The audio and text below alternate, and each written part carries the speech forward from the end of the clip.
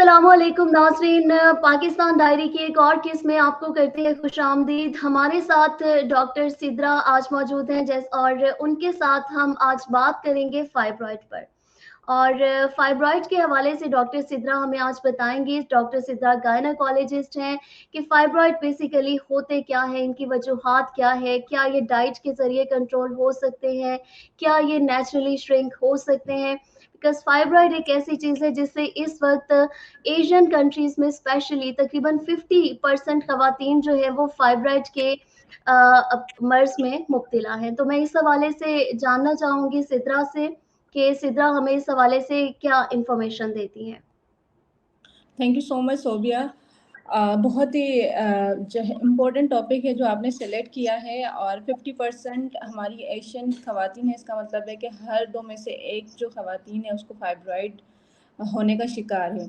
तो फाइब्रॉइड अगर देखा जाए ये क्या है, इससे काफ़ी मिथ्स रिलेटेड है। कहा जाता है कि फाइब्रॉइड कैंसर है, लेकिन ये कैंसर नहीं है, ये एक एबनॉर्मल ग्रोथ है जो कि यूट्रस के मायोमा लाइक उसकी जो मसल्स होती हैं उसकी ग्रोथ हो जाती है। और ये ट्यूमर है लेकिन non cancerous type of the tumour है।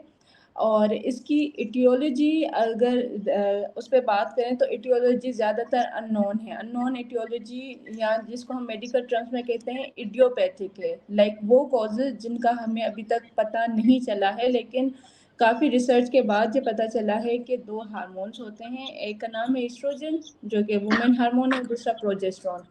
जब इन हार्मोन का इम्बेलेंस हो जाता है तो फाइब्रॉइड ज़्यादातर जो है डेवलप हो जाता है बॉडी में।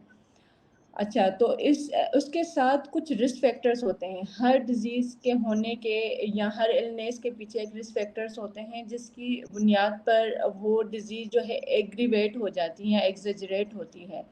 ऐसे ही जैसे आपने जिक्र किया being Asian is one of the risk factor.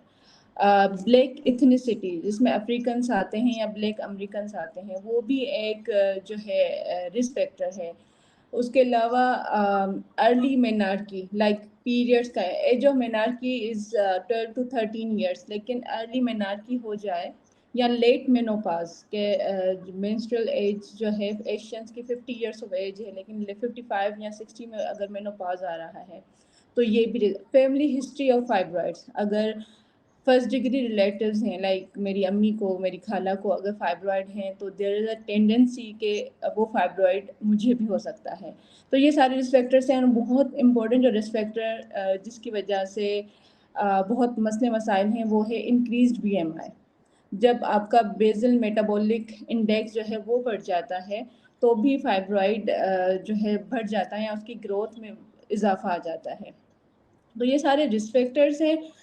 अच्छा, ये कहा जाता है कि फाइब्रॉइड अगर है तो उसका treatment is hysterectomy like uterus का निकालना।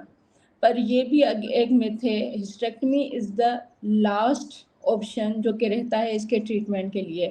फाइब्रॉइड या तो अकेला होता है, सिंगल होता है, या तो पूरा यूट्रस जो है वो जो है मल्टी फाइब्रॉइड्स होते हैं। उसके अलावा उसकी साइज़ वेरी करती है, कभी लेस देन 1 सेंटीमीटर का होता है तो कभी इट्स बिग देन वाटरमेलन की साइज़ का भी निकलता है फाइब्रॉइड।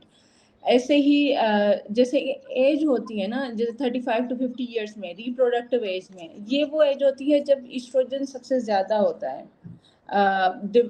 हार्मोन जो है। ऐसे ही प्रेगनेंसी ऐसी एज होती है जिसमें ईस्ट्रोजन का इजाफा हो जाता है। तो इसमें फाइब्रॉइड का होना जो है या उसकी साइज़ का इंक्रीज होना, ये सारी चीज़ें हैं जिसकी वजह से किसी भी पेशेंट को फेस करना पड़ता है कि इंक्रीज इन ग्रोथ है या उसके प्रेशर सिम्टम्स बहुत ज़्यादा आ जाती हैं।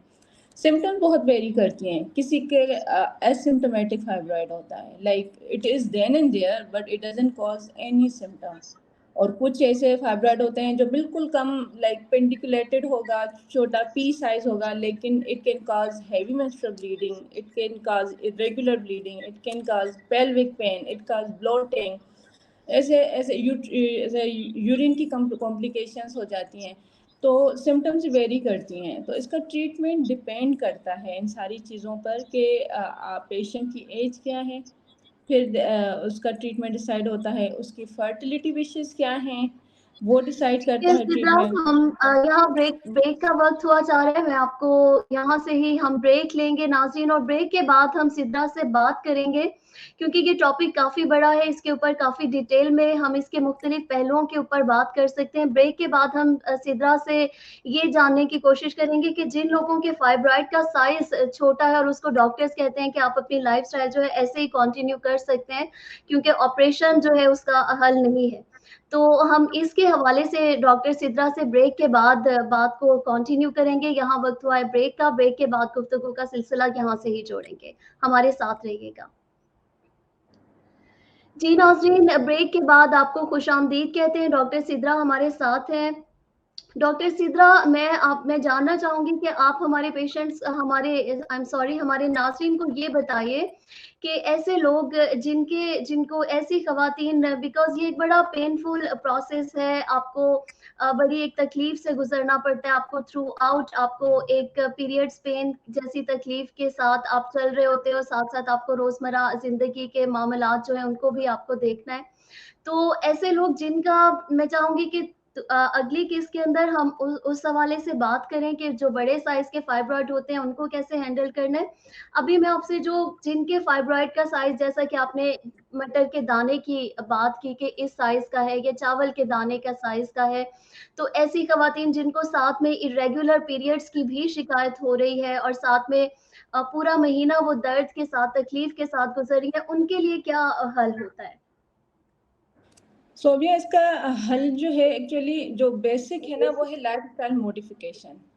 लाइफस्टाइल मॉडिफिकेशन में आपका एक तो आता है वेट रिडक्शन, दूसरा आपका आता है एक्सरसाइज, और तीसरा डाइट आता है, फिर फोर्थ आता है आपका स्ट्रेस, लाइक स्ट्रेस मैनेजमेंट।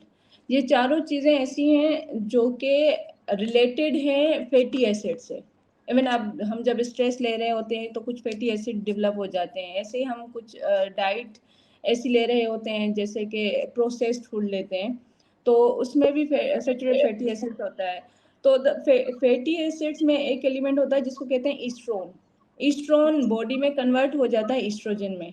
तो वो क्या करता है, वो जो है प्रो फाइब्रॉइड होता है, वो फाइब्रॉइड की साइज को इंक्रीज करता है। अच्छा, तो सबसे पहले है एक लाइफस्टाइल मॉडिफिकेशन करनी चाहिए ऐसे पेशेंट्स की। आप बेशक कितने भी बिजी हैं, लेकिन हफ्ते में 4 से 5 दिन 30 मिनट्स के लिए निकाल कर एक्सरसाइज करना इज़ मैंडेटरी। और ऐसे पेशेंट का वेट रिडक्शन डेफिनेटली बहुत मुश्किल से होता है, क्योंकि ईस्ट्रोजन नहीं करने देता, एक जो है ना वो मुश्किलें पैदा कर देता है कि अगर मैं कंटिन्यूस एक्सरसाइज करूं और तो मेरा हो सकता है 2 kg कम हो जाए, लेकिन कोई और मेरी फाइब्रॉइड वाली कोई क्लाइंट है वो करे तो उसका बहुत मुश्किल से होगा। तो इन पेशेंट के साथ ये वाली बहुत अच्छी बात है कि बहुत मुश्किल से गुजर हो रही होती हैं। तो एक टर्म होता है मेडिकल में जिसको हम कहते हैं TLC, टेंडर लव केयर। तो begins with tender love care. वो वेदर आप उनके डॉक्टर हो, वेदर आप उनकी बहन है, वेदर आपके नियर बाय जितने भी लोग हैं विद अ फाइब्रॉइड हैं, तो उनके साथ टेंडर लव केयर के साथ उनको सारी मैनेजमेंट समझाएं। फिर इसकी स्टेप बाय स्टेप मैनेजमेंट होती है, जैसे कुछ मेडिकल मैनेजमेंट है। काफ़ी ज़्यादातर 40% रिडक्शन हो जाती है उनकी सिम्टम्स में। Any symptoms that affecting quality of life, it's worth treating. Like आपकी क्वालिटी अफेक्ट हो रही है लाइफ की, आप लाइक फॉर इंस्टेंस मैं हॉस्पिटल में काम करती हूँ, लेकिन फाइब्रॉइड की वजह से मैं छुट्टी मुझे लेनी पड़ती है क्योंकि मुझे इतना पेन हो रहा है, या मुझे पीरियड्स की इरेगुलरिटी इतना डिस्टर्ब कर रही है, that's affecting my work. It means ये वो सिम्टम है जिसके लिए मुझे डॉक्टर के पास जाना चाहिए और मेरे डॉक्टर को सीरियस समझना चाहिए मेरे उस सिम्टम को। अच्छा, तो अगर क्वालिटी ऑफ लाइफ अफेक्ट हो रही है तो उसकी हम बिगिन से ये लाइफस्टाइल मॉडिफिकेशन, साथ में मेडिकल मैनेजमेंट है। उसके अलावा कुछ हार्मोनल टेबलेट्स आती हैं वो स्टार्ट करते हैं। उसके अलावा अब तो कुछ नए तरीके जो लेप्रोस्कोपिक के मेथड्स आ चुके हैं जो कि नॉन इन्वेजिव हैं, और उससे भी जो है काफ़ी जो है रिडक्शन आ जाती है, 70 to 80% reduction in the size of तो द फाइबर। ये जो आपने ट्रीटमेंट्स बताए हैं अभी, क्योंकि हम इस स्टेज की बात करें जिसमें फाइब्रॉइड का साइज जो है वो बहुत छोटा है, और ये एड्रेस करेंगे, ये सारे जो आपने ट्रीटमेंट्स बताए ये इस इशू को इस स्टेज के ऊपर एड्रेस करेंगे जिसके अंदर हार्मोनल इम्बैलेंस और आपके पीरियड्स का भी, आपकी डेट्स जो हैं वो आगे पीछे जा रही हैं और आपके ओवरऑल मंथ का जो आपका स्केड्यूल है वो सारा डिस्टर्ब हो रहा है, इन सब चीज़ों को ये एड्रेस करेगा? ये सबको करेगा, लेकिन इसके लिए है अंडरस्टैंड करना पड़ेगा कि lifestyle modification is very important. कभी कभार ज़्यादातर हमारे पास जो क्लाइंट्स आ रहे होते हैं, जो पेशेंट्स आ रहे होते हैं ना, वो ये कह कर आते हैं कि रसोली है मुझे, और अच्छा रसोली है आपको, लेकिन आपको तकलीफ क्या है? बस मेरी तकलीफ है, मुझे रसोली है। तो अब फिर उनको ना अनफोल्ड करना पड़ता है। हाँ ठीक है, अल्ट्रासाउंड में तो रसोली आई है, या किसी ने आपको बता दिया है कि रसोली है और रसोली की वजह से ये सारी मुश्किलें आती हैं। ज़्यादातर रसोली जो कि छोटे साइज़ की होती हैं वो असिम्प्टोमेटिक होती है, लेकिन इतना ज़्यादा इसके साथ वो सारी चीज़ें जुड़ी हैं ना, स्टिग्मेटाइज इतना किया हुआ है कि फाइब्रॉइड है तो मतलब ये बहुत बड़ा मसला है, और अब फाइब्रॉइड होने की वजह से हो सकता है मेरे पीरियड्स खराब हो जाएंगे, हो सकता है मुझे बच्चा नहीं होगा, हो सकता है कि मुझे बहुत दर्द होगा। अभी होगा कुछ भी नहीं, हुआ कुछ भी नहीं होता, लेकिन वो ऑलरेडी जो है ना बम्बार्डमेंट जो है ना माइंड में आ रही होती है कि ये सब हो सकता है। तो ज़्यादातर पेशेंट की कंप्लेन जब पूछते हैं ना कि आपकी कंप्लेन क्या है, तो वो कहती है हमारी कंप्लेन है कि हमें रसोली है, जबकि ये कंप्लेन नहीं होनी चाहिए। तो हमेशा ये देखना चाहिए कि आपकी कौन सी सिम्टम है जिसकी वजह से आपकी क्वालिटी ऑफ लाइफ इफेक्ट हो रही है। फिर हर सिम्टम का अपना है, जैसे मेंस्ट्रुअल इरेगुलरिटीज में हार्मोनल ट्रीटमेंट दिया जाता है, ऐसे ही प्रेशर सिम्टम जब हो जाती हैं तो फिर उनका myomectomy, like uterus is inside but सिर्फ मायोमा जो कि फाइब्रॉइड है उसको निकाला जाता है। ऐसे ही अगर यूरिन की प्रॉब्लम्स या कुछ और हैं एसोसिएटेड तो डिफरेंट मैनेजमेंट्स हैं, और hysterectomy is the last option जो कि किसी को भी अनकवर करना चाहिए। ठीक है, thank you so much doctor Sidra, आपने बड़ी डिटेल के अंदर इस स्टेज के ऊपर बात की जो हम अभी सिर्फ और सिर्फ हम अपने नाज़रीन को बताते चलें क्योंकि ये काफ़ी बड़ा टॉपिक है और मैं चाहती हूँ कि हमारे इस प्रोग्राम से जिसमें हम बात करें वुमेन हेल्थ इश्यूज से रिलेटेड चीज़ों को, और हम उन खवातीन को हेल्प करना चाहते हैं जिनके पास जो चाहती हैं कि उनको एक ऑनलाइन हेल्प जो है वो मिल सके, तो देसी टीवी यूएसए इस हवाले से हेल्थ रिलेटेड इश्यूज के ऊपर हर वीकली बात करेगा। डॉक्टर सिद्रा हमारे साथ हुआ करेंगे और डॉक्टर सिद्रा के साथ वन बाय वन हम डिफरेंट टॉपिक्स के ऊपर वुमेन रिलेटेड हेल्थ इश्यूज के ऊपर हम बात करेंगे। आज हमने डॉक्टर सिद्रा से बात की है कि फाइब्रॉइड अगर इनिशियली स्टेज के ऊपर है, छोटे साइज का है, तो उसको हम किस तरह टैकल कर सकते हैं। हम आगे के टॉपिक्स के अंदर इंशाल्लाह ताला नेक्स्ट वीक डॉक्टर सिद्रा से मजीद इस हवाले से जानेंगे कि वो हमें क्या इनलाइटन करती हैं, क्या बताती हैं। Doctor Sidra, thank you so much आज के प्रोग्राम में हमें वक्त देने के लिए। उम्मीद है कि हम आपसे नेक्स्ट टाइम दोबारा बात करेंगे। Thank you. इसके साथ ही नाज़रीन आज के प्रोग्राम का वक्त यहाँ खत्म हुआ जाता है, हमें इजाजत दीजिएगा। अल्लाह हाफ़िज़।